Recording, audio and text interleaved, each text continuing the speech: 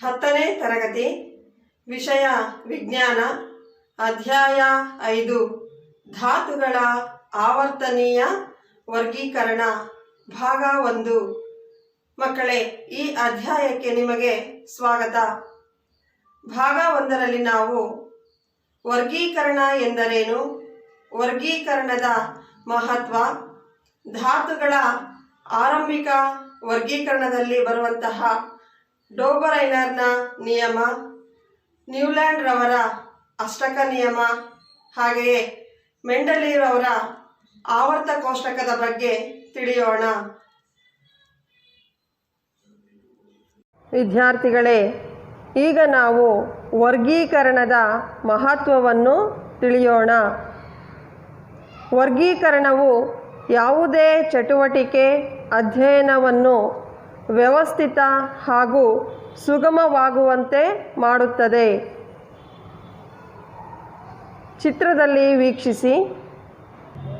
ತರಕಾರಿ ಅಂಗಡಿಗಳಲ್ಲಾಗಲಿ, ಔಷಧಿ ಅಂಗಡಿಗಳಲ್ಲಾಗಲಿ, ನಿಮ್ಮ ಶಾಲೆಯಲ್ಲಿರುವ ಗ್ರಂಥಾಲಯದ ಪುಸ್ತಕಗಳಲ್ಲಾಗಲಿ ನಾವು ವರ್ಗೀಕರಣವನ್ನು ಕಾಣಬಹುದು.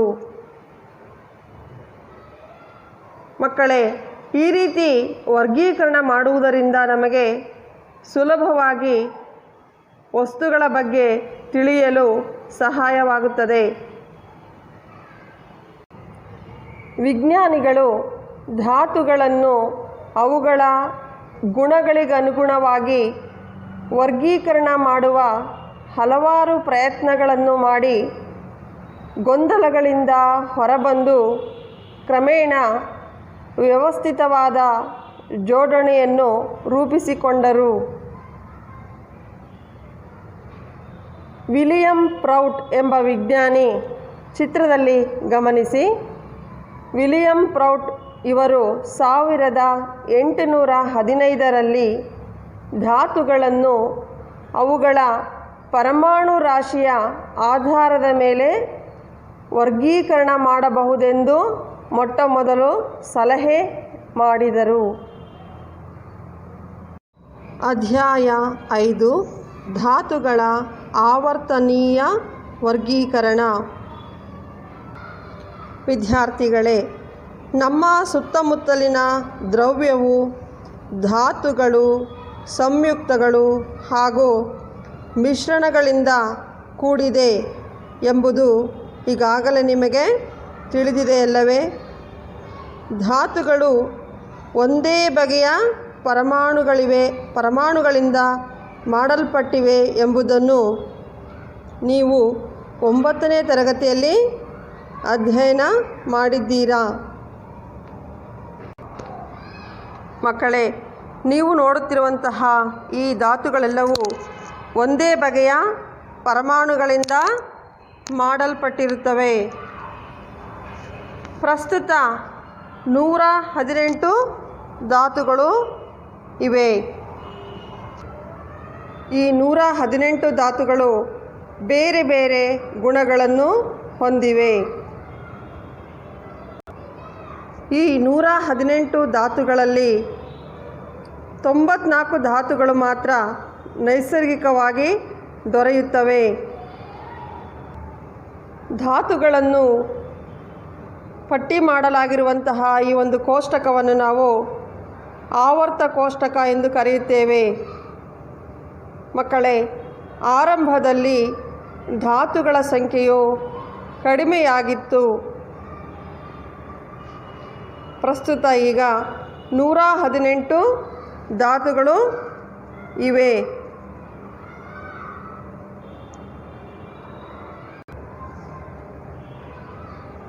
ಕಾಲಕ್ರಮೇಣ ಹೊಸ ಹೊಸ ಧಾತುಗಳು ಪತ್ತೆಯಾದ ಮೇಲೆ ವಿಜ್ಞಾನಿಗಳು ಧಾತುಗಳ ಗುಣಗಳನ್ನು, ಅಂದರೆ ಧಾತುಗಳ ಗುಣಗಳ ಬಗ್ಗೆ ಹೆಚ್ಚು ಮಾಹಿತಿಯನ್ನು ವಿಜ್ಞಾನಿಗಳು ಸಂಗ್ರಹಿಸಿದರು. ಆರಂಭದಲ್ಲಿ ಕೇವಲ 30 ಧಾತುಗಳು ಇದ್ದವು. ಕಾಲಕ್ರಮೇಣ ಧಾತುಗಳ ಸಂಖ್ಯೆ ಹೆಚ್ಚುತ್ತಾ ಹೋದಂತೆ ವಿಜ್ಞಾನಿಗಳಿಗೆ ಅವುಗಳ ಬಗ್ಗೆ ಮಾಹಿತಿಯನ್ನು ಸಂಗ್ರಹಿಸುವುದು ವಿಜ್ಞಾನಿಗಳಿಗೆ ಕಠಿಣವೆನಿಸಿತು. ದೊಡ್ಡ ಸಂಖ್ಯೆಯ ಧಾತುಗಳನ್ನು ಸುಲಭವಾಗಿ ಅಧ್ಯಯನ ಮಾಡಲು ಸಾಧ್ಯವಾಗುವಂತೆ ಧಾತುಗಳ ಗುಣಗಳಲ್ಲಿನ ನಿರ್ದಿಷ್ಟ ವಿನ್ಯಾಸಗಳನ್ನು ವಿಜ್ಞಾನಿಗಳು ಹುಡುಕತೊಡಗಿದರು. ಮಕ್ಕಳೇ, ಬೇರೆ ಬೇರೆ ವಸ್ತುಗಳನ್ನು ಮತ್ತು ಜೀವಿಗಳನ್ನು ಅವುಗಳ ಗುಣಗಳ ಆಧಾರದ ಮೇಲೆ ಹೇಗೆ ವರ್ಗೀಕರಣ ಮಾಡುತ್ತಾರೆ ಎಂದು ನಾವು ಕಲಿಯುತ್ತಾ ಬಂದಿದ್ದೇವೆ. ಇತರ ಸನ್ನಿವೇಶಗಳಲ್ಲೂ ಸಹ ಕೆಲವು ಗುಣಗಳ ಆಧಾರದ ಮೇಲೆ ವಸ್ತುಗಳನ್ನು ವ್ಯವಸ್ಥಿತವಾಗಿರುವ ನಿದರ್ಶನಗಳನ್ನು ಸಹ ನಾವು ನೋಡಿದ್ದೇವೆ. ಜೀವಿಗಳಲ್ಲಿ ಗಮನಿಸಿ ಮಕ್ಕಳೇ, ಮೀನುಗಳು ಅವುಗಳ ಗುಣಲಕ್ಷಣಗಳ ಆಧಾರದ ಮೇಲೆ ಈ ಜೀವಿಗಳನ್ನು ಮೀನುಗಳ ವರ್ಗಕ್ಕೆ ಸೇರಿಸಲಾಗಿದೆ. ಹಾಗೆಯೇ ಪಕ್ಷಿಗಳು, ಹೀಗೆ ಜೀವಿಗಳನ್ನು ಅವುಗಳ ದೇಹದ ವಿಶಿಷ್ಟ ಲಕ್ಷಣಗಳ ಆಧಾರದ ಮೇಲೆ ವರ್ಗೀಕರಿಸಲಾಗಿದೆ. ಪಕ್ಷಿಗಳು, ಮೀನುಗಳು, ಸ್ತನಿಗಳು, ಉಭಯವಾಸಿಗಳು, ಕೀಟಗಳು, ಹೀಗೆ ಅವುಗಳ ದೇಹ ಲಕ್ಷಣದ ಆಧಾರದ ಮೇಲೆ ಜೀವಿಗಳನ್ನು ವರ್ಗೀಕರಿಸಲಾಗಿದೆ. ಇದರಿಂದ ನಾವು ಜೀವಿಗಳ ಬಗ್ಗೆ ಅಧ್ಯಯನ ಮಾಡಲು ಸುಲಭವಾಗುತ್ತದೆ. ಹಾಗೆಯೇ ಮತ್ತೊಂದು ಉದಾಹರಣೆಗೆ, ಒಂದು ಅಂಗಡಿಯಲ್ಲಿ ನೀವು ಸಾಮಾನು ತರುವಾಗ ಹೋದಾಗ ನೋಡಿರುತ್ತೀರಲ್ಲವೇ, ಸಾಬೂನುಗಳನ್ನೆಲ್ಲ ಒಟ್ಟಾಗಿ ಒಂದು ಕಡೆ ಇಟ್ಟಿರುತ್ತಾರೆ, ಬಿಸ್ಕತ್ತುಗಳನ್ನು ಬೇರೆ ಕಡೆ ಒಟ್ಟಿಗೆ ಇಟ್ಟಿರುತ್ತಾರೆ. ಸಾಬೂನುಗಳಲ್ಲೂ ಸಹ ಸ್ನಾನದ ಸಾಬೂನು ಬೇರೆ ಕಡೆ, ಬಟ್ಟೆ ತೊಳೆಯುವ ಸಾಬೂನು ಬೇರೆ ಕಡೆ, ಹೀಗೆ ಬೇರೆ ಬೇರೆ ಕಡೆಯಲ್ಲಿ ವ್ಯವಸ್ಥಿತವಾಗಿ ಅವರು ಕ್ರಮಬದ್ಧವಾಗಿ ವರ್ಗೀಕರಿಸಿ ಜೋಡಿಸಿರುತ್ತಾರೆ. ಅದೇ ರೀತಿಯಾಗಿ ವಿಜ್ಞಾನಿಗಳು ಧಾತುಗಳ ಪಟ್ಟಿ ದೊಡ್ಡದಾಗುತ್ತಾ ಹೋದಂತೆ ಅವುಗಳ ಬಗ್ಗೆ ಅಧ್ಯಯನ ಮಾಡಲು ಸುಲಭವಾಗುವಂತೆ ಅವುಗಳನ್ನು ಸಹ ಕ್ರಮಬದ್ಧವಾಗಿ ವರ್ಗೀಕರಿಸಲು ಪ್ರಯತ್ನಿಸಿದರು. ಚಿತ್ರ 5.1 ಗಮನಿಸಿ ಮಕ್ಕಳೇ.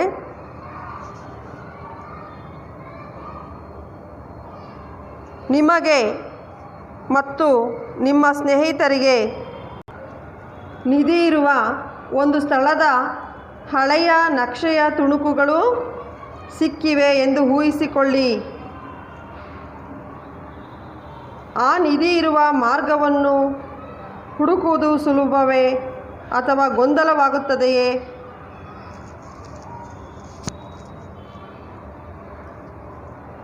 ಹಾಗೆಯೇ ನಿಸರ್ಗದಲ್ಲಿ ಧಾತುಗಳು ದೊರೆತಾಗ ಅವುಗಳನ್ನು ಹೇಗೆ ವರ್ಗೀಕರಿಸಬೇಕು ಮತ್ತು ಅಧ್ಯಯನ ಮಾಡಬೇಕು ಎನ್ನುವುದರ ಕುರಿತು ಯಾವುದೇ ಸುಳಿವುಗಳು ಇರದಿದ್ದಾಗ ರಸಾಯನ ಶಾಸ್ತ್ರದಲ್ಲಿಯೂ ಸಹ ಇಂತಹ ಹಲವಾರು ಗೊಂದಲಗಳಿದ್ದವು. ಹೀಗೆ ದೊರೆತಂತಹ ಧಾತುಗಳನ್ನು ವರ್ಗೀಕರಿಸುವುದು ವಿಜ್ಞಾನಿಗಳಿಗೆ ಒಂದು ಸವಾಲಾಗಿ ಪರಿಣಮಿಸಿತ್ತು.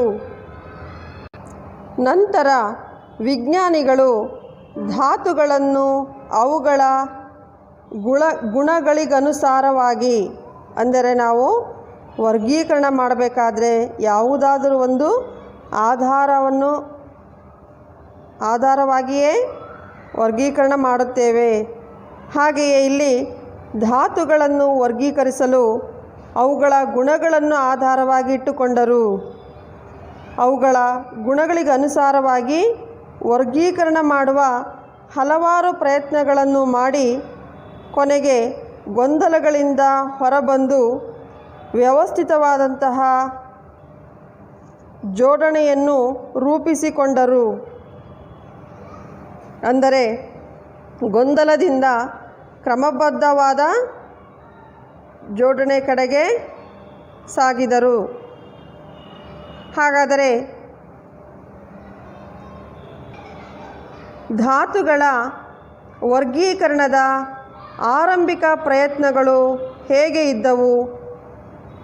ಯಾವ ವಿಜ್ಞಾನಿಗಳು ಧಾತುಗಳನ್ನು ವರ್ಗೀಕರಿಸಲು ಆರಂಭದಲ್ಲಿ ಪ್ರಯತ್ನಿಸಿದರು ಎಂಬುದನ್ನು ತಿಳಿಯೋಣ. ವಿದ್ಯಾರ್ಥಿಗಳೇ, ಪ್ರಾರಂಭದಲ್ಲಿ ಧಾತುಗಳನ್ನು ವರ್ಗೀಕರಿಸುವ ಪ್ರಯತ್ನಗಳ ಫಲವಾಗಿ ಅಲ್ಲಿಯವರೆಗೂ ತಿಳಿದಿದ್ದಂತಹ ಧಾತುಗಳನ್ನು ಲೋಹಗಳು ಮತ್ತು ಅಲೋಹಗಳು ಎಂದು ಎರಡು ಗುಂಪುಗಳಾಗಿ ಗುಂಪುಗೂಡಿಸಲಾಯಿತು ಅಥವಾ ವರ್ಗೀಕರಿಸಲಾಯಿತು. ಮಕ್ಕಳೇ, ಹಾಗಾದರೆ ಧಾತುಗಳನ್ನು ಆರಂಭದಲ್ಲಿ ಎರಡು ಗುಂಪುಗಳಾಗಿ ವಿಂಗಡಿಸಲಾಗಿತ್ತು. ಆ ಎರಡು ಗುಂಪುಗಳು ಯಾವುವೆಂದರೆ ಲೋಹಗಳು ಮತ್ತು ಅಲೋಹಗಳು.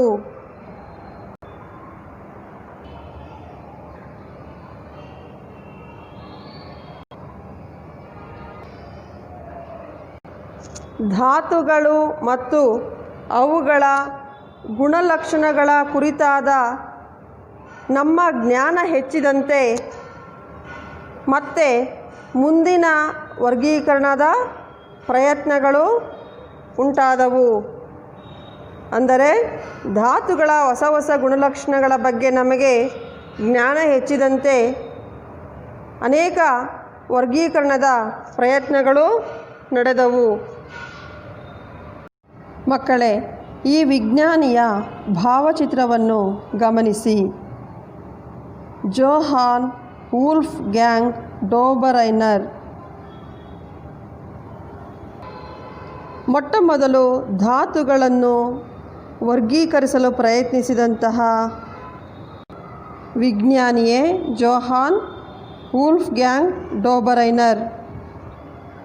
1817ರಲ್ಲಿ ಜರ್ಮನಿಯ ರಸಾಯನಶಾಸ್ತ್ರಜ್ಞರಾದ ಜೋಹಾನ್ ವೂಲ್ಫ್ಗ್ಯಾಂಗ್ ಡೋಬರೈನರ್ ಇವರು ಒಂದೇ ರೀತಿಯ ಗುಣಗಳನ್ನು ಹೊಂದಿರುವ ಧಾತುಗಳನ್ನು ವರ್ಗೀಕರಿಸಲು ಪ್ರಯತ್ನಿಸಿದರು. ಅವರು ತಲಾ 3 ಧಾತುಗಳಿರುವ ಕೆಲವು ಧಾತುಗಳ ಗುಂಪನ್ನು ಗುರುತಿಸಿದರು. ಅಂದರೆ 3 ಒಂದೇ ಬಗೆಯ ಗುಣಗಳನ್ನು ಹೊಂದಿರುವಂತಹ ಧಾತುಗಳನ್ನು ಗುರುತಿಸಿ ಅವುಗಳಿಗೆ ತ್ರಿವಳಿಗಳು ಎಂದು ಕರೆದರು. ತ್ರಿವಳಿ ಎಂದರೆ 3. ಹಾಗಾಗಿ 3 ಗುಣಗಳನ್ನು ಒಂದೇ ರೀತಿ ಗುಣಗಳನ್ನು ಹೊಂದಿರುವಂತಹ ಧಾತುಗಳನ್ನು ಗುಂಪು ಮಾಡಿ ಅವುಗಳಿಗೆ ತ್ರಿವಳಿಗಳು ಎಂದು ಕರೆದರು.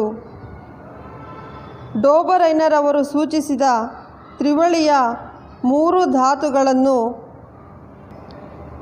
ತ್ರಿವಳಿಗಳನ್ನು ಗಮನಿಸಿ. ಮಕ್ಕಳೇ, ಡೋಬರೈನರ್ ಅವರು ಸೂಚಿಸಿದಂತಹ 3 ತ್ರಿವಳಿಗಳನ್ನು ಗಮನಿಸಿ. ಲೀಥಿಯಂ, ಸೋಡಿಯಂ, ಪೊಟ್ಯಾಷಿಯಂ ಈ 3 ಒಂದೇ ಗುಣಗಳನ್ನು ಹೊಂದಿರುವಂತಹ ಧಾತುಗಳನ್ನು ಈ ರೀತಿ ಗುಂಪುಗಳಾಗಿ ವಿಂಗಡಿಸಿದರು. ಹಾಗೆ ಮತ್ತೊಂದು ತ್ರಿವಳಿ ಒಂದೇ ರೀತಿಯ ಗುಣಗಳನ್ನು ಹೊಂದಿರುವಂತಹ ಈ ತ್ರಿವಳಿಯಲ್ಲಿರುವಂತಹ ಧಾತುಗಳು ಯಾವುವು? Calcium, strontium, barium. ಹಾಗೆ ಮತ್ತೊಂದು ತ್ರಿವಳಿಯನ್ನು ಗಮನಿಸಿ. Cl ಅಂದರೆ ಕ್ಲೋರಿನ್, ಬ್ರೋಮಿನ್, ಅಯೋಡಿನ್. ಈ 3 ಧಾತುಗಳು ಸಹ ಒಂದೇ ರೀತಿಯ ಗುಣಗಳನ್ನು ಹೊಂದಿರುವಂತಹ ಧಾತುಗಳಾಗಿವೆ. ಹೀಗೆ ಧಾತುಗಳನ್ನು ತ್ರಿವಳಿಗಳಿಗಾಗಿ ವಿಂಗಡಿಸಿದರು. ಹಾಗೆಯೇ ಈ ಧಾತುಗಳನ್ನು ಅವುಗಳ ಪರಮಾಣು ರಾಶಿಯ ಏರಿಕೆ ಕ್ರಮದಲ್ಲಿ ಜೋಡಿಸಿದರು. ಅಂದರೆ ಧಾತುಗಳ ಏರಿಕೆ ಕ್ರಮದಲ್ಲಿ ಬರೆದಾಗ ಅವುಗಳ ಮಧ್ಯದ ಧಾತುವಿನ ಪರಮಾಣು ರಾಶಿಯು ಉಳಿದೆರಡು ಧಾತುಗಳ ಈ ತ್ರಿವಳಿಯಲ್ಲಿ ಮಧ್ಯದ ಧಾತುವಿನ ಪರಮಾಣು ರಾಶಿಯು ಉಳಿದೆರಡು ಧಾತುಗಳ ಪರಮಾಣು ರಾಶಿಗಳ ಸರಿಸುಮಾರು ಸರಾಸರಿ ಎಂದು ಡೋಬರೈನರವರು ತೋರಿಸಿದರು. ಉದಾಹರಣೆಗೆ ಲಿಥಿಯಂ, ಸೋಡಿಯಂ, ಪೊಟ್ಯಾಷಿಯಂ ಈ ತ್ರಿವಳಿಯಲ್ಲಿ ಮಕ್ಕಳೇ ಗಮನಿಸಿ, ಲಿಥಿಯಂ, ಸೋಡಿಯಂ ಮತ್ತು ಪೊಟ್ಯಾಷಿಯಂ ಎಂಬ ಈ ತ್ರಿವಳಿಯನ್ನು ಉದಾಹರಣೆಯಾಗಿ ತೆಗೆದುಕೊಳ್ಳೋಣ. ಈ ತ್ರಿವಳಿಯಲ್ಲಿ ಲಿಥಿಯಂನ ಪರಮಾಣು ರಾಶಿ 6.9, ಸೋಡಿಯಂನ ಪರಮಾಣು ರಾಶಿ 23, ಹಾಗೆಯೇ ಪೊಟ್ಯಾಷಿಯಂನ ಪರಮಾಣು ರಾಶಿ 39 ಇದೆ. ಹಾಗಾದರೆ ಲಿಥಿಯಂ ಮತ್ತು ಪೊಟ್ಯಾಷಿಯಂಗಳ ಪರಮಾಣು ರಾಶಿಗಳ ಸರಾಸರಿ ಎಷ್ಟು? ಸೋಡಿಯಂನ ಪರಮಾಣು ರಾಶಿಯೊಂದಿಗೆ ಇದನ್ನು ಹೇಗೆ ಹೋಲಿಕೆ ಮಾಡಬಹುದು? ಲಿಥಿಯಂ ಮತ್ತು ಪೊಟ್ಯಾಷಿಯಂನ ಸರಾಸರಿ ಪರಮಾಣು ರಾಶಿಯನ್ನು ಕಂಡುಹಿಡಿಯಿರಿ. Lithium 6.9, potassium 39.2. ಮಕ್ಕಳೇ, ಇವನ್ನು ಕೂಡಿ ನಾವು 2ರಿಂದ ಭಾಗಿಸಿದಾಗ ಬರುವಷ್ಟು ಸಂಖ್ಯೆ ಎಷ್ಟು? 22.5. 22.5 ನಾವು 23 ಎಂದು ಬರೆಯಬಹುದಲ್ಲವೇ?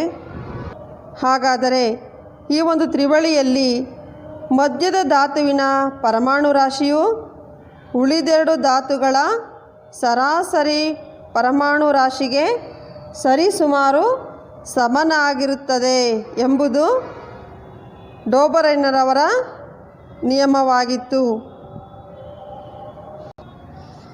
ಮಕ್ಕಳೇ, ಈ ಒಂದು ಕೋಷ್ಟಕವನ್ನು ಗಮನಿಸಿ. ಎ ಗುಂಪಿನ ಧಾತುಗಳು ಎನ್ ಅಂದರೆ ನೈಟ್ರೋಜನ್, ಪಿ ಅಂದರೆ ಫಾಸ್ಫರಸ್, ಎಸ್ ಅಂದರೆ ಆರ್ಸೆನಿಕ್, ಅವುಗಳ ಪರಮಾಣು ರಾಶಿಯ ಏರಿಕೆ ಕ್ರಮದಲ್ಲಿ ಗಮನಿಸಿ. ಹಾಗೆಯೇ ಬಿ ಗುಂಪಿನ ಧಾತುಗಳನ್ನು ಗಮನಿಸಿ. Calcium, strontium, barium. ಸಿ ಗುಂಪಿನ ಧಾತುಗಳು ಕ್ಲೋರಿನ್, ಬ್ರೋಮಿನ್, ಅಯೋಡಿನ್, ಅವುಗಳ ಪರಮಾಣು ರಾಶಿಯನ್ನು ಗಮನಿಸಿ. ಮಕ್ಕಳೇ, ಇವುಗಳಲ್ಲಿ ಯಾವ ತ್ರಿವಳಿಯು ಡೋಬರೈನರ್ನ ಸೂಚಿಸಿದಂತೆ ತ್ರಿವಳಿಗಳನ್ನು ಉಂಟು ಮಾಡುತ್ತದೆ ಎಂಬುದನ್ನು ಪತ್ತೆ ಹಚ್ಚುವಿರಾ? ಲಿಥಿಯಂ, ಸೋಡಿಯಂ, ಪೊಟ್ಯಾಷಿಯಂ ನಾವು ಸರಾಸರಿ ಪರಮಾಣು ರಾಶಿ ಕಂಡುಹಿಡಿದಂತೆ ಇಲ್ಲಿ ಕ್ಯಾಲ್ಶಿಯಂ, ಸ್ಟ್ರಾನ್ಶಿಯಂ, ಬೇರಿಯಂ ಇವುಗಳಲ್ಲಿ ಕ್ಯಾಲ್ಶಿಯಂ ಮತ್ತು ಬೇರಿಯಂನ ಸರಾಸರಿ ಪರಮಾಣು ರಾಶಿಯನ್ನು ಕಂಡುಹಿಡಿದಾಗ ಕ್ಯಾಲ್ಶಿಯಂ, ಸ್ಟ್ರಾನ್ಶಿಯಂ, ಬೇರಿಯಂ ಈ ತ್ರಿವಳಿಯಲ್ಲಿ ಸರಾಸರಿ ಪರಮಾಣು ರಾಶಿ ಕಂಡುಹಿಡಿದಾಗ ಮೊದಲನೇ ಧಾತು ಕ್ಯಾಲ್ಶಿಯಂನ ಪರಮಾಣು ರಾಶಿ 40.1, ಹಾಗೆ ಬೇರಿಯಂನ ಮೂರನೇ ಧಾತುವಾದಂತಹ ಬೇರಿಯಂನ ಪರಮಾಣು ರಾಶಿ 137.3. ಇವುಗಳನ್ನು ಕೂಡಿ ನಾವು 2ರಿಂದ ಭಾಗಿಸಿದಾಗ ಬಂದಂಥ ಸರಾಸರಿ ಪರಮಾಣು ರಾಶಿ 88 ಆಗಿದೆ. ಸ್ಟ್ರಾನ್ಶಿಯಂನ ಪರಮಾಣು ರಾಶಿ 87.6 ಅಂದರೆ 88 ಎಂದು ಬರೆಯಬಹುದು. ಹಾಗಾಗಿ ಇದು ಸರಿಸುಮಾರು ಸಮನಾಗಿದೆ. ಮಧ್ಯದ ಧಾತುವಿನ ಪರಮಾಣು ರಾಶಿಯು ಉಳಿದೆರಡು ಧಾತುಗಳ ಸರಾಸರಿ ಪರಮಾಣು ರಾಶಿಗೆ ಸರಿಸುಮಾರು ಸಮನಾಗಿದೆ. ಆದ್ದರಿಂದ ಬಿ ಗುಂಪಿನ ಧಾತುಗಳು ಡೋಬರೈನರ್ನ ತ್ರಿವಳಿ ನಿಯಮವನ್ನು ಹೋಲುತ್ತದೆ. ಹಾಗೆಯೇ ಸಿ ಗುಂಪಿನ ಧಾತುಗಳು ಸಹ ಡೋಬರೈನರ್ನ ತ್ರಿವಳಿ ನಿಯಮವನ್ನು ಹೋಲುತ್ತದೆ. ಕ್ಲೋರಿನ್ ಮತ್ತು ಅಯೋಡಿನ್ ಪರಮಾಣು ರಾಶಿಯನ್ನು ಸರಾಸರಿ ಪರಮಾಣು ರಾಶಿಯನ್ನು ಕಂಡುಹಿಡಿದಾಗ ನಮಗೆ ಬರುವಂತಹ ಉತ್ತರವು 81.1 ಆಗಿರುತ್ತದೆ. ಇದು ಬ್ರೋಮಿನ್ನ ಪರಮಾಣು ರಾಶಿಗೆ ಸಮನಾಗಿದೆ, ಸರಿಸುಮಾರು ಸಮನಾಗಿದೆ. ಆ ಕಾಲದಲ್ಲಿ ತಿಳಿದಿದ್ದ ಧಾತುಗಳಲ್ಲಿ ಕೇವಲ 3 ತ್ರಿವಳಿಗಳನ್ನು ಮಾತ್ರ ಡೋಬರೈನರವರಿಗೆ ಗುರುತಿಸಲು ಸಾಧ್ಯವಾಯಿತು. ಆದರೆ ಉಳಿದ ತ್ರಿವಳಿಗಳು ಡೋಬರೈನರ್ನ ನಿಯಮವನ್ನು ಹೋಲುವುದಿಲ್ಲ. ಆದ್ದರಿಂದ ಧಾತುಗಳನ್ನು ತ್ರಿವಳಿಗಳಾಗಿ ವರ್ಗೀಕರಿಸುವಂತಹ ಈ ಪದ್ಧತಿಯು ಉಪಯುಕ್ತವೆನಿಸಲಿಲ್ಲ. ಏಕೆಂದರೆ ಎಲ್ಲ ಧಾತುಗಳನ್ನು ನಾವು ತ್ರಿವಳಿಗಳಾಗಿ ವರ್ಗೀಕರಿಸಲು ಸಾಧ್ಯವಾಗಲಿಲ್ಲ. ಮಕ್ಕಳೇ, ಇದುವರೆಗೂ ನೀವು ಧಾತುಗಳ ವರ್ಗೀಕರಣದಲ್ಲಿ ಪ್ರಯತ್ನಿಸಿದಂತಹ ಡೋಬರೈನರವರ ತ್ರಿವಳಿ ನಿಯಮದ ಬಗ್ಗೆ ತಿಳಿದುಕೊಂಡಿರಿ. ವಿದ್ಯಾರ್ಥಿಗಳೇ, ಡೋಬರೈನ್ ಅವರವರ ನಂತರ ನ್ಯೂಲ್ಯಾಂಡ್ ವಿಜ್ಞಾನಿಯು ಅಷ್ಟಕಗಳ ನಿಯಮವನ್ನು ಪ್ರತಿಪಾದಿಸಿದರು. ಡೋಬರೈನರವರ ಪ್ರಯತ್ನಗಳು ಇತರೆ ರಸಾಯನಶಾಸ್ತ್ರಜ್ಞರಿಗೆ ಧಾತುಗಳ ಲಕ್ಷಣಗಳನ್ನು ಅವುಗಳ ಪರಮಾಣು ರಾಶಿಗೆ ಸಂಬಂಧೀಕರಿಸಲು ಪ್ರೋತ್ಸಾಹ ನೀಡಿತು.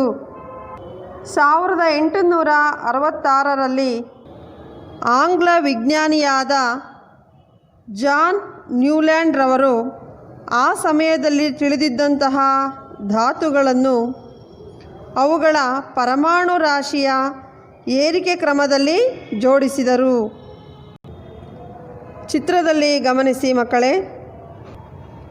ನ್ಯೂಲ್ಯಾಂಡ್ ಅವರ ಕಾಲದಲ್ಲಿದ್ದಂತಹ ಧಾತುಗಳನ್ನು ಗಮನಿಸಿ. ನ್ಯೂಲ್ಯಾಂಡ್ ರವರು ಈ ಧಾತುಗಳನ್ನು ಅವುಗಳ ಪರಮಾಣು ರಾಶಿಯ ಏರಿಕೆ ಕ್ರಮದಲ್ಲಿ ಜೋಡಿಸಿದರು. ಅವರು ಅತಿ ಕಡಿಮೆ ಪರಮಾಣು ರಾಶಿ ಹೊಂದಿರುವಂತಹ ಧಾತುವಿನಿಂದ ಪ್ರಾರಂಭಿಸಿದರು. ಅಂದರೆ ಅತಿ ಕಡಿಮೆ ಪರಮಾಣು ರಾಶಿ ಹೊಂದಿರುವ ಧಾತು ಹೈಡ್ರೋಜನ್ನಿಂದ ಅವರು ಪ್ರಾರಂಭಿಸಿದರು ಮತ್ತು 56ನೇ ಧಾತುವಾದ ಥೋರಿಯಂನಿಂದ ಕೊನೆಗೊಳಿಸಿದರು. ಹೀಗೆ ಜೋಡಿಸಿದಾಗ ಪ್ರತಿ 8ನೇ ಧಾತುವಿನ ಗುಣಗಳು ಮೊದಲನೇ ಧಾತುವಿನ ಗುಣಗಳೊಂದಿಗೆ ಹೋಲಿಕೆಯಾಗುತ್ತಿದ್ದುದನ್ನು ಪತ್ತೆ ಹಚ್ಚಿದರು. ಪ್ರತಿ 8ನೇ ಧಾತುವಿನ ಗುಣಗಳು ಮೊದಲನೇ ಧಾತುವಿಗೆ ಹೋಲಿಕೆಯಾಗುತ್ತಿದ್ದುದನ್ನು ಪತ್ತೆ ಹಚ್ಚಿದರು.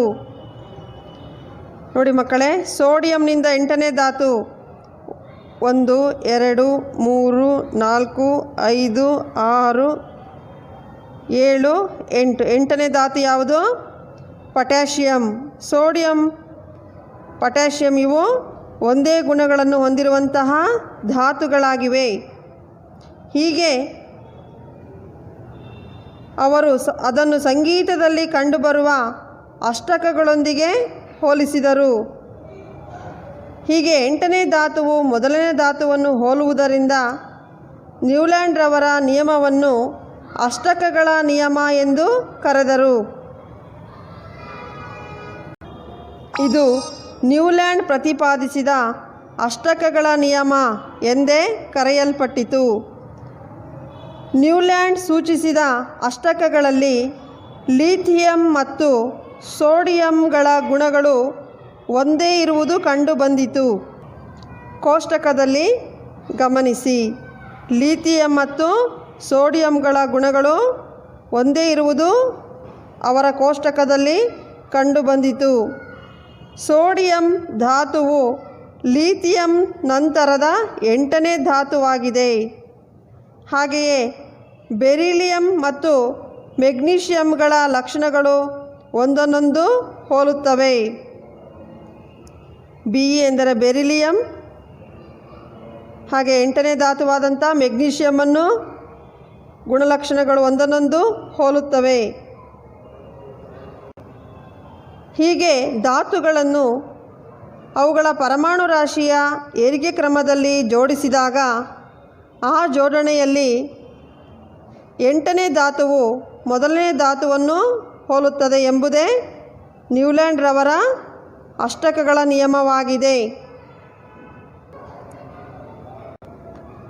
ಮಕ್ಕಳೇ, ಸಂಗೀತ ಸ್ವರಗಳ ಬಗ್ಗೆ ನಿಮಗೆ ಪರಿಚಯ ಇರಬೇಕಲ್ಲವೇ? ಭಾರತೀಯ ಸಂಗೀತ ಪದ್ಧತಿಯಲ್ಲಿ 7 ಸ್ವರಗಳ ಸ್ವರಶ್ರೇಣಿ ಇದೆ. ಸ, ರಿ, ಗ, ಮ, ಪ, ದ, ನಿ. ಹಾಗೆಯೇ ಪಾಶ್ಚಿಮಾತ್ಯರು ಡೋ, ರೇ, ಮಿ, ಫಾ, ಲೋ, ಸಾ, ಟಿ ಸ್ವರಗಳನ್ನು ಬಳಸುವರು. ಸ್ವರಗಳ ಶ್ರೇಣಿಯಲ್ಲಿ ಪೂರ್ಣನಾದ ಮತ್ತು ಅರ್ಧ ಆವೃತ್ತಿಯ ಅರೆನಾದಗಳು ಸ್ವರಗಳನ್ನು ಪ್ರತ್ಯೇಕಿಸುತ್ತವೆ. ಒಬ್ಬ ಸಂಗೀತಗಾರನು ಹಾಡಿನ ಸಂಗೀತ ಸಂಯೋಜನೆ ಮಾಡಲು ಈ ಸ್ವರಗಳನ್ನು ಬಳಸುತ್ತಾನೆ. ಸಾಮಾನ್ಯವಾಗಿ ಕೆಲವು ಸ್ವರಗಳು ಪುನರಾವರ್ತಿತವಾಗುತ್ತವೆ. ಪ್ರತಿ 8ನೇ ಸ್ವರವು ಮೊದಲನೇ ಸ್ವರದಂತಿದೆ. ಮೊದಲನೇ ಸ್ವರ ಸ ಆದರೆ ಮತ್ತೆ ಪುನರಾವರ್ತನೆ 8ನೇ ಸ್ವರವೂ ಸಹ ಏನಾಗಿರುತ್ತದೆ? ಸ ಆಗಿರುತ್ತದೆ. ಹೀಗೆ ನ್ಯೂಲ್ಯಾಂಡ್ರವರು ತಮ್ಮ ಜೋಡಣೆಯನ್ನು ಸಂಗೀತ ಸ್ವರಗಳಿಗೆ ಹೋಲಿಸಿದ್ದರಿಂದ ಅವರು ಅಪಹಾಸ್ಯಕ್ಕೂ ಈಡಾದರು. ಧಾತುಗಳನ್ನು ವರ್ಗೀಕರಿಸುವ ನ್ಯೂಲ್ಯಾಂಡ್ರವರ ಈ ಪ್ರಯತ್ನವು ಯಶಸ್ವಿಯಾಗಲಿಲ್ಲ. ಹಾಗಾದರೆ ನ್ಯೂಲ್ಯಾಂಡ್ರವರ ಜೋಡಣೆಯು ಅಥವಾ ವರ್ಗೀಕರಣವು ಯಶಸ್ವಿಯಾಗದಿರಲು ಕಾರಣವೇನು? ಅವರ ವರ್ಗೀಕರಣದ ಇತಿಮಿತಿಗಳೇನು ಎಂಬುದನ್ನು ನೋಡೋಣ. ಮಕ್ಕಳೇ, ನ್ಯೂಲ್ಯಾಂಡ್ರವರ ಅಷ್ಟಕಗಳ ನಿಯಮವು ಕೇವಲ ಕ್ಯಾಲ್ಶಿಯಂ ಧಾತುವಿನವರಿಗೆ ಮಾತ್ರ ಅನ್ವಯಿಸುತ್ತದೆ. ಕ್ಯಾಲ್ಶಿಯಂ ನಂತರದ ಪ್ರತಿ 8ನೇ ಧಾತುವಿನ ಗುಣಗಳು ಮೊದಲನೇ ಧಾತುವಿನ ಗುಣಗಳಂತೆ ಇರುವುದಿಲ್ಲ. ಅಂದರೆ ಕ್ಯಾಲ್ಶಿಯಂ ನಂತರ ಬರುವಂತಹ ಈ ಧಾತುಗಳಲ್ಲಿ ಅಷ್ಟಕ ನಿಯಮವು ಹೋಲಿಕೆಯಾಗುವುದಿಲ್ಲ. ಆದ್ದರಿಂದ ನ್ಯೂಲ್ಯಾಂಡ್ರವರ ಈ ಪ್ರಯತ್ನವು ಯಶಸ್ವಿ ಆಗಲಿಲ್ಲ. ಅಂದರೆ 8ನೇ ಧಾತುವು ಮೊದಲನೇ ಧಾತುವನ್ನು ಹೋಲಲಿಲ್ಲ. ಆದ್ದರಿಂದ ಅವರ ಪ್ರಯತ್ನವು ವಿಫಲವಾಯಿತು. ಹಾಗೆಯೇ ನ್ಯೂಲ್ಯಾಂಡ್ರವರು ನಿಸರ್ಗದಲ್ಲಿ ಕೇವಲ 56 ಧಾತುಗಳಿವೆ ಮತ್ತು ಭವಿಷ್ಯದಲ್ಲಿ ಯಾವುದೇ ಧಾತುಗಳ ಆವಿಷ್ಕಾರವಾಗುವುದಿಲ್ಲ ಎಂದು ಊಹಿಸಿದ್ದರು. ಆದರೆ ತದನಂತರ ಹಲವಾರು ಹೊಸ ಧಾತುಗಳನ್ನು ಆವಿಷ್ಕರಿಸಲಾಯಿತು. ಅವರ ವರ್ಗೀಕರಣದ ನಂತರ ಅನೇಕ ಹೊಸ ಧಾತುಗಳು ಪತ್ತೆಯಾದವು. ಅವುಗಳ ಗುಣಗಳು ಅಷ್ಟಕಗಳ ನಿಯಮಕ್ಕೆ ಸರಿಹೊಂದಲಿಲ್ಲ. ಹಾಗೆಯೇ ನ್ಯೂಲ್ಯಾಂಡ್ರವರ ವರ್ಗೀಕರಣ ಯಶಸ್ವಿಯಾಗದಿರಲು ಮತ್ತೊಂದು ಕಾರಣವನ್ನು ನೋಡೋಣ. ಅವರು ತಮ್ಮ ಕೋಷ್ಟಕದಲ್ಲಿ ಸರಿ ಹೊಂದಿಸಲು ಒಂದೇ ಸ್ಥಳದಲ್ಲಿ 2 ಧಾತುಗಳನ್ನು ಇರಿಸಿದರು. ಕೋಬಾಲ್ಟ್ ಮತ್ತು ನಿಕ್ಕಲನ್ನು ಗಮನಿಸಿ.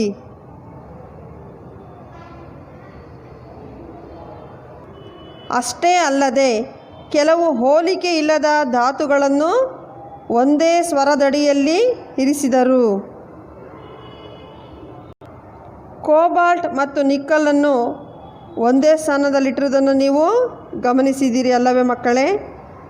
ಮತ್ತು ಬೇರೆ ಬೇರೆ ಗುಣಗಳನ್ನು ಹೊಂದಿರುವಂತಹ ಫ್ಲೋರಿನ್, ಕ್ಲೋರಿನ್, ಬ್ರೋಮಿನ್ಗಳಿರುವ ಕಂಬ ಸಾಲಿನಲ್ಲಿ ಇವುಗಳನ್ನು ಇಡಲಾಗಿದೆ.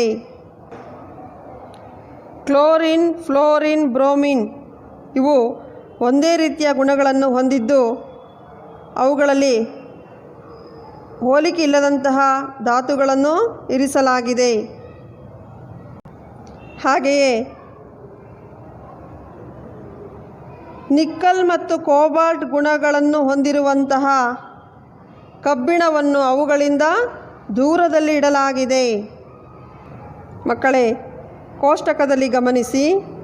ಕೋಬಾಲ್ಟ್ ಮತ್ತು ನಿಕ್ಕಲ್ ಕಬ್ಬಿಣದಿಂದ ದೂರದಲ್ಲಿದೆ. ಕೋಬಾಲ್ಟ್ ನಿಕ್ಕಲನ್ನು ಕಬ್ಬಿಣ ಹೋಲುವುದರಿಂದ ಅವುಗಳನ್ನು ಒಂದೇ ಕಂಬ ಸಾಲಿನಲ್ಲಿಡಬೇಕಾಗಿತ್ತು. ಆದರೆ ಅವುಗಳನ್ನು ದೂರ ಇಡಲಾಗಿದೆ.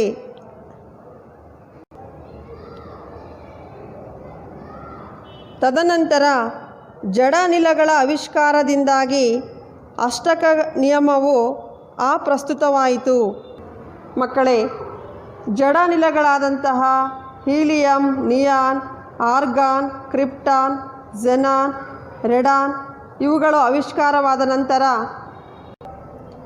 ಅಷ್ಟಕಗಳ ನಿಯಮವು ಹೋಲಲಿಲ್ಲ ಅಥವಾ ಅಪ್ರಸ್ತುತವಾಯಿತು. ಹೀಗೆ ನ್ಯೂಲ್ಯಾಂಡ್ರವರ ಅಷ್ಟಕಗಳ ನಿಯಮವು ಹಗುರವಾದ ಧಾತುಗಳಿಗೆ ಮಾತ್ರ ಸರಿ ಹೊಂದುತ್ತಿತ್ತು. ಈ ಎಲ್ಲ ಕಾರಣಗಳಿಂದಾಗಿ ಅವರ ನಿಯಮವು ಅಥವಾ ವರ್ಗೀಕರಣವು ಯಶಸ್ವಿಯಾಗಲಿಲ್ಲ.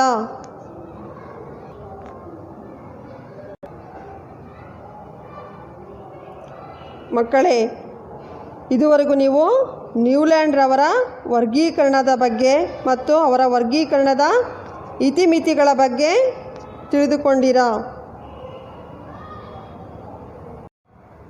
1866ರಲ್ಲಿ ಆಂಗ್ಲ ವಿಜ್ಞಾನಿಯಾದ ಜಾನ್ ನ್ಯೂಲ್ಯಾಂಡ್ರವರು ಆ ಸಮಯದಲ್ಲಿ ತಿಳಿದಿದ್ದ ಧಾತುಗಳನ್ನು ಅವುಗಳ ಪರಮಾಣು ರಾಶಿಯ ಏರಿಕೆ ಕ್ರಮದಲ್ಲಿ ಜೋಡಿಸಿದರು. ಅವರು ಅತಿ ಕಡಿಮೆ ಪರಮಾಣು ರಾಶಿ ಹೊಂದಿರುವ ಧಾತುವಾದ ಹೈಡ್ರೋಜನ್ನಿಂದ ಪ್ರಾರಂಭಿಸಿದರು. 56ನೇ ಧಾತುವಾದ ಥೋರಿಯಂನಿಂದ ಕೊನೆಗೊಳಿಸಿದರು. ಹಾಗೆಯೇ ಅವರು ಅದನ್ನು ಸಂಗೀತದಲ್ಲಿ ಕಂಡುಬರುವ ಅಷ್ಟಕಗಳೊಂದಿಗೆ, ಅಷ್ಟಮ ಸ್ವರಗಳೊಂದಿಗೆ ಹೋಲಿಸಿದರು. ಆದ್ದರಿಂದ ಅವರ ನಿಯಮವನ್ನು ಅಷ್ಟಕಗಳ ನಿಯಮ ಎಂದು ಕರೆಯುತ್ತಾರೆ.